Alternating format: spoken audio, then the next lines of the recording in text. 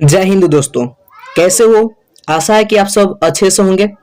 देखिए दोस्तों, हम जान रहे हैं कि हमारा जो एग्जाम है बोर्ड का, वो हमारे बहुत ही सर पर है, यानी उसमें हमारे पास कोई समय है नहीं। अभी से लेकर यानी आज से लेकर मात्र 15 यानी 30 दिन हमारे पास है, जिसमें 15 दिन रिवीजन का है और 15 दिन हमारे तैयारी का है। ठीक है दोस्तों। देखिए दोस्तों, आज हम हिस्ट्री का पहला चैप्टर लेकर आए हैं, यूरोप में राष्ट्रवाद। उसका हम सभी ऑब्जेक्टिव क्वेश्चन जो है वीवीआई बोर्ड में जो पूछा जा सकता है, हमारे एग्जाम में जो पूछा जा सकता है, वही मैं लेकर आया हूं। उससे पहले आप दोस्तों क्या कीजिए, आप हमारे चैनल पर नए हैं तो आप हमारे चैनल को सब्सक्राइब करें और ज्यादा से ज्यादा अपने दोस्तों में शेयर करें। देखिए दोस्तों, कहा जाता है कि जब अंत बढ़िया करना है, अगर हमारा शुरुआत अच्छा है और अंत भी अच्छा है तो हमारा सब अच्छा ही होता है। यानी हमारे एग्जाम में बेटर से बेटर मार्क्स प्राप्त करना है तो हमें ऑब्जेक्टिव को ज्यादातर क्लियर करना होगा। इसलिए दोस्तों हमें क्या करना है, आज के जो हिस्ट्री का पहला चैप्टर है यूरोप में राष्ट्रवाद, उसका ऑब्जेक्टिव क्वेश्चन जो बोर्ड मॉडल है वही मैं आपको दूंगा और क्या कीजिएगा, आप उसको क्लियर कर लीजिएगा। तो चलिए दोस्तों, आज की क्लास में देरी क्यों, आज की क्लास देरी स्टार्ट करते हैं। ठीक है दोस्तों, उससे पहले आप दोस्तों अगर हमारे वीडियो पर यानी हमारे चैनल पर नए हैं तो आप हमारे चैनल को क्या कीजिएगा, सब्सक्राइब कीजिएगा और ज्यादा से ज्यादा अपने दोस्तों में शेयर कीजिएगा। तो चलिए दोस्तों, आज के प्रश्न हम देखते हैं और क्या है। देखिए दोस्तों, आज के जो हमारा पहला प्रश्न यानी पहला, वह कह रहा है कि इटली तथा जर्मनी वर्तमान में किस महादेश के अंतर्गत आते हैं। देखिए दोस्तों, ये जो क्वेश्चन है हमारा वेरी वेरी इंपोर्टेंट यानी वीवीआई है। ठीक है, आपको इसे क्लियर कर लेना है। यानी इटली तथा जर्मनी वर्तमान में किस महादेश के अंतर्गत आते हैं वो हमको बताना है। ठीक है दोस्तों, तो देखिए हम बता दें आपको, इटली तथा जर्मनी जो वर्तमान में हमारे यूरोप महादेश के अंतर्गत आते हैं। ठीक है दोस्तों, क्लियर है आपका कि इटली तथा जर्मनी वर्तमान में किस महादेश के अंतर्गत आते हैं, तो यूरोप महादेश के अंतर्गत आते हैं। अब देखिए दोस्तों, हम बढ़ते हैं नेक्स्ट क्वेश्चन की ओर और देखते हैं हमारा अगला क्वेश्चन क्या है। ठीक है, देखिए दोस्तों, हमारा जो सेकंड क्वेश्चन है, अगला क्वेश्चन है, कह रहा है फ्रांस में किस शासन वंश की पुनः स्थापना वीना कांग्रेस के द्वारा की गई थी। यानी फ्रांस में किस शासन वंश की पुनः स्थापना वीना कांग्रेस द्वारा की गई थी। देखिए दोस्तों, जो हमारा बुर्बो वंश था, इसके द्वारा फ्रांस के शासन वंश को क्या किया था, कांग्रेस द्वारा की गई थी। ठीक है, यानी फ्रांस में किस शासन वंश की पुनः स्थापना वीना कांग्रेस द्वारा की गई थी। यानी जो हमारा बुर्बो वंश था वह क्या किया गया था, वीना कांग्रेस द्वारा फ्रांस में लागू की गई थी। देखा था दोस्तों। तो चलिए बढ़ते हैं नेक्स्ट क्वेश्चन की ओर, देखते हैं हमारा अगला क्वेश्चन क्या कर रहा है। देखिए दोस्तों, जो भी क्वेश्चन है सब बोर्ड मॉडल है, कई हेलिपुस भी दिया गया है। देखिए दोस्तों, हमारा जो अगला क्वेश्चन है, मेजनी का संबंध किस संगठन से था। ठीक है दोस्तों, मेजनी का संबंध किस संगठन से था, तो कार्बोनेरी संगठन से तो मेजनी का संबंध था। ठीक है दोस्तों, अब देखिए अगला प्रश्न क्या कह रहा है, इटली एवं जर्मनी के एकीकरण के विरुद्ध निम्न में से कौन था। यानी इटली एवं जर्मनी के एकीकरण के विरुद्ध निम्न में से कौन था। देखिए दोस्तों, एक ही तो वह देश था, एक ही वो देश था जिसका नाम था ऑस्ट्रिया, जो इटली एवं जर्मनी का एकीकरण नहीं जानता था, वो नहीं करना चाहता था, क्योंकि उस इटली और जर्मनी पर क्या था, ऑस्ट्रिया का आधिपत्य था। दिक्कत है दोस्तों। अब देखिए दोस्तों, ये हमारा जो अगला क्वेश्चन है, कह रहा है कि काउंट काबूर को विक्टर एमोनियल ने किस पद पर नियुक्त किया था। यानी काउंट काबूर को विक्टर एमोनियल ने किस पद पर नियुक्त किया था। हम जानते हैं कि दोस्तों काउंट काबूर क्या था, विक्टर एमोनियल को प्रधानमंत्री के पद पर नियुक्त किया था। अर्थात जो हमारा ऑप्शन नंबर सी है करेक्ट है, यानी प्रधानमंत्री के पद पर क्या किया था दोस्तों, नियुक्त किया था। चलिए दोस्तों बढ़ते हैं नेक्स्ट क्वेश्चन की ओर, देखते हैं हमारा अगला क्वेश्चन क्या है। देखिए दोस्तों, हमारा अगला क्वेश्चन क्या है, गैरिबाल्डी पेशे से क्या था। यानी गैरिबाल्डी पेशे से क्या था, जो जानते हो दोस्तों, गैरिबाल्डी जो था पेशे से एक नाविक था। ठीक है, पेशे से क्या था, नाविक था। देखिए दोस्तों, ये वेरी वेरी इंपोर्टेंट, ये कई सारे एग्जाम में हमारे पूछ दिया गया है, इसलिए आप इसको क्या कीजिएगा, क्लियर कर लीजिएगा। ठीक है दोस्तों, चलिए बढ़ते हैं नेक्स्ट क्वेश्चन की ओर, देखते हैं हमारा अगला क्वेश्चन क्या है। देखिए दोस्तों, अगला क्वेश्चन हमारा क्या बोल रहा है कि जर्मन राइन राज का निर्माण किसने किया था। यानी जर्मन राइन राज का निर्माण जो हमारे किए थे नेपोलियन बोनापार्ट है। ठीक है दोस्तों, कौन किए थे, नेपोलियन बोनापार्ट। फिर से बता दे रहे हैं, जर्मन राइन राज का निर्माण किसने किया था, तो हमारे नेपोलियन बोनापार्ट जो थे जर्मन राइन राज का निर्माण किए थे। ठीक है दोस्तों, बढ़ते हैं नेक्स्ट क्वेश्चन की ओर। देखिए दोस्तों, अगला क्वेश्चन हमारा क्या बोल रहा है, जालबेरिन कैसी संस्था थी। यानी आपको बताना है आपको बताना है कि जालबेरिन कैसी संस्था थी। तो जानते हैं दोस्तों, जालबेरिन व्यापारियों की संस्था थी। ठीक है, किसकी संस्था थी? व्यापारियों की संस्था थी। दोस्तों वेरी वेरी इंपॉर्टेंट है ये भी क्वेश्चन, आप इसे देख लीजिएगा। ठीक है दोस्तों, चलिए बढ़ते हैं नेक्स्ट क्वेश्चन की ओर और देखते हैं हमारा अगला क्वेश्चन क्या कर रहा है। ठीक है दोस्तों, अब देखिए दोस्तों हमारा कह रहा है अगला क्वेश्चन, रक्त एवं लौह की नीति का अवलंबन किसने किया था? यानी रक्त एवं लौह की नीति की अवलंबना यानी किसने माना था?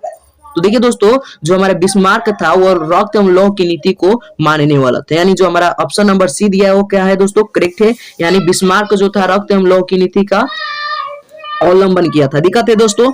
चलिए दोस्तों बढ़ते हैं नेक्स्ट क्वेश्चन की ओर और देखते हैं हमारा नेक्स्ट क्वेश्चन क्या कर रहा है। ठीक है, देखिए दोस्तों नेक्स्ट क्वेश्चन हमारा है,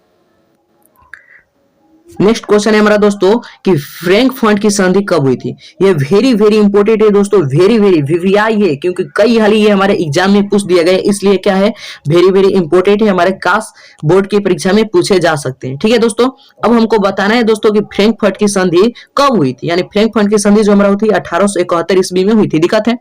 अब चलिए दोस्तों देखते हैं अगला क्वेश्चन हमारा क्या कर रहा है। देखिए दोस्तों, यूरोप वासियों के लिए किस देश का साहित्य एवं ज्ञान विज्ञान प्रेरणा स्रोत रहा? यानी यूरोप वासियों के लिए किस देश का साहित्य एवं ज्ञान विज्ञान प्रेरणा स्रोत रहा? ये हमारा जो ऑप्शन नंबर बी दिया है यूनान, करेक्ट है यानी सही है। यूनान क्या था? ये देश था जो साहित्य एवं ज्ञान के प्रेरणा स्रोत रहा यूरोप वासियों के लिए। दिक्कत है। अब देखिए दोस्तों अगला क्वेश्चन देखते हैं, अगला क्वेश्चन में क्या बताया जा रहा है। नेपल्स की क्रांति कब हुई थी? यानी दोस्तों हमको बताना है कि नेपल्स की क्रांति कब हुई थी। देखिए दोस्तों थोड़ा सा इधर कर लेते हैं। देखिए दोस्तों नेपल्स की क्रांति कब हुई थी आपको बताना है। तो देखिए दोस्तों जो ऑप्शन नंबर बी दिया 1821 हमारा करेक्ट है। यानी नेपल्स की संधि जब हुई थी हमारा 1821 ईस्वी में हुई थी। दिक्कत है दोस्तों, नेपल्स की संधि कब हुई थी? तो 1821 ईस्वी में हमारा नेपल्स की संधि हुई थी। चलिए दोस्तों बढ़ते हैं नेक्स्ट क्वेश्चन की ओर और अगला क्वेश्चन हम देखते हुए आगे बढ़ गए हैं। देखिए पूछ रहा है कि चार्टिस्ट आंदोलन कहाँ हुआ था? यानी चार्टिस्ट आंदोलन कहाँ हुआ था? तो देखिए दोस्तों एक इंग्लैंड हमारा देश था जहां पर चार्टिस्ट आंदोलन हुआ था। यानी जो हमारा चार्टिस्ट आंदोलन हुआ था कहां पर हुआ था? इंग्लैंड में हुआ था। यानी हमारा जो ऑप्शन नंबर डी है सही है। चलिए दोस्तों बढ़ते हैं नेक्स्ट क्वेश्चन की ओर, देखते हैं हमारा अगला क्वेश्चन क्या है। देखिए दोस्तों अगला क्वेश्चन पूछ रहा है यूनान को एक स्वतंत्र राष्ट्र घोषित किया गया, यानी स्वतंत्र राष्ट्र यूनान को कब घोषित किया गया था? तो ऑप्शन नंबर जो हमारा बी है 1832 ये करेक्ट है, सही है। ठीक है दोस्तों बढ़ते हैं नेक्स्ट क्वेश्चन की ओर, देखते हैं हमारा अगला क्वेश्चन क्या कर रहे हैं। देखिए दोस्तों यहाँ पर पूछा जा रहा है कि ऐतिहासिक द्वंद्ववाद की व्याख्या किसने की थी? ठीक है, ऐतिहासिक द्वंद्ववाद की व्याख्या किसने की थी? तो हमारा जो ऑप्शन नंबर ए दिया है सही है, हिगेल ने की थी। दिक्कत है दोस्तों। चलिए आगे बढ़ते हैं अगला क्वेश्चन और देख लेते हैं ये क्या बोल रहे हैं, हमको क्या बताया जा रहा है इसमें।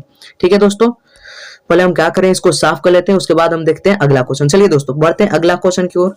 देखिए पूछा जा रहा है कि एड्रियानोपोल की संधि कब हुई थी? यानी एड्रियानोपोल की संधि कब हुई थी? तो ऑप्शन नंबर जो हमारा बी दिया है 1829 करेक्ट है यानी सही है। जो हमारा ऑप्शन नंबर बी दिया है करेक्ट है।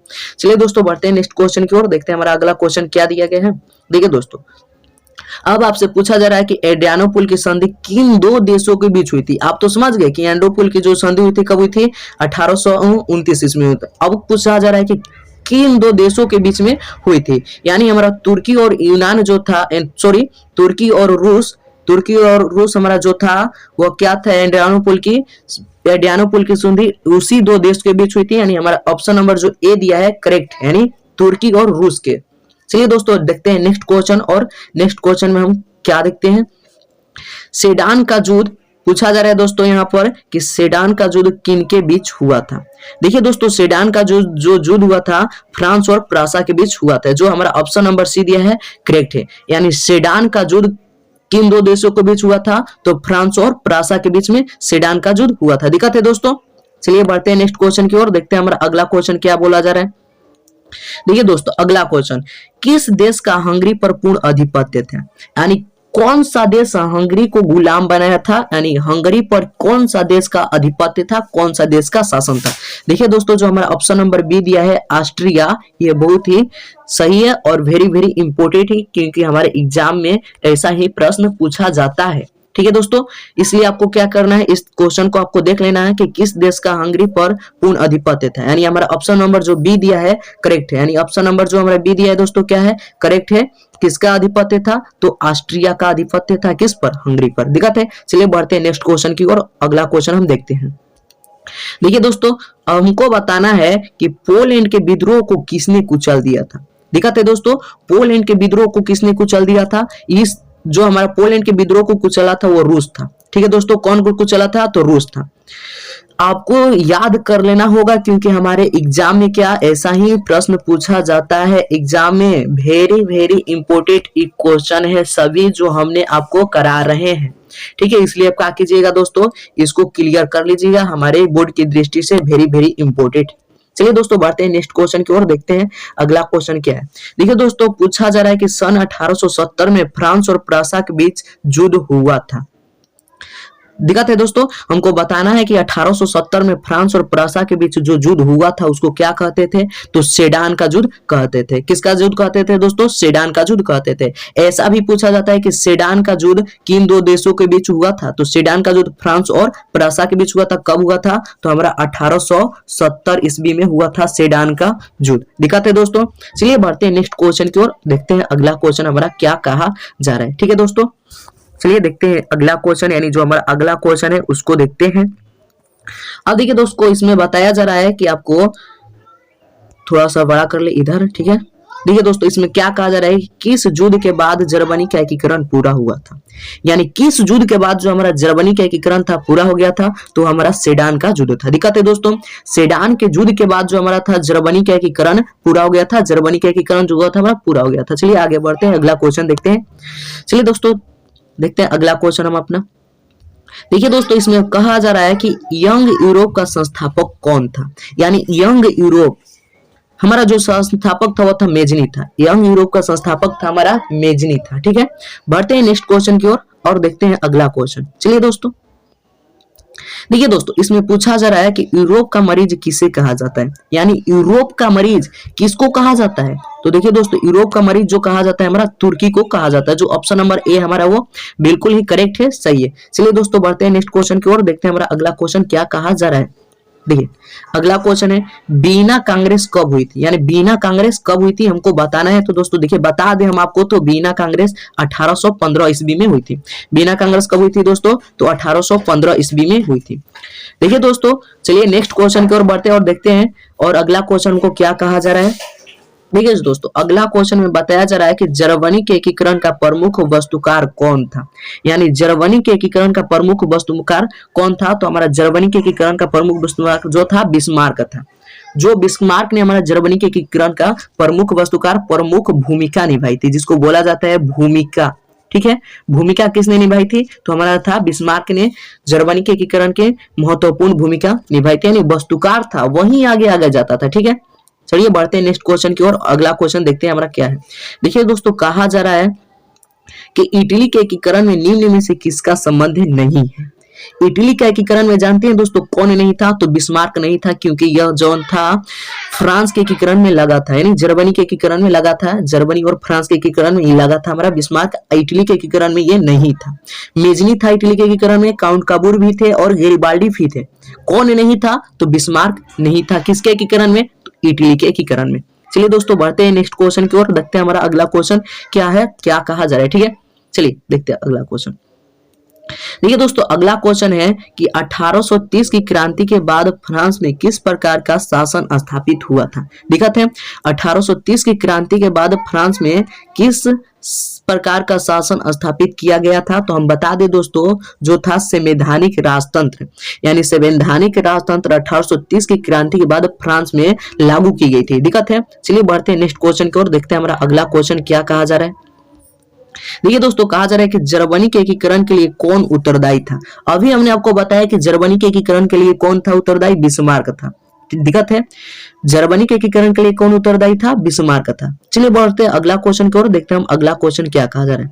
देखिए दोस्तों, अगला क्वेश्चन है कि 1871 में कौन सी संधि हुई थी? देखिए दोस्तों, 1871 में फ्रैंकफर्ट की संधि हुई थी। फ्रैंकफर्ट की संधि हुई थी। दिक्कत है दोस्तों, देखिए दोस्तों, आज के टॉप 30 क्वेश्चन जो हमारे एग्जाम के लिए वेरी वेरी इंपॉर्टेंट है, तो जो कि हमारे यूरोप में राष्ट्रवाद, यानी पहला चैप्टर हिस्ट्री के पहला चैप्टर का था यूरोप में राष्ट्रवाद, जो कि हमारा पहला को चैप्टर था। और दोस्तों ये हमने क्लियर कर लिया। अगर दोस्तों आपको यह वीडियो पसंद आया तो आप अपने दोस्तों में शेयर कीजिएगा और लाइक कमेंट अवश्य ही कीजिएगा। चलिए दोस्तों, मिलते हैं अगला वीडियो में, तब तक के लिए इतना ही।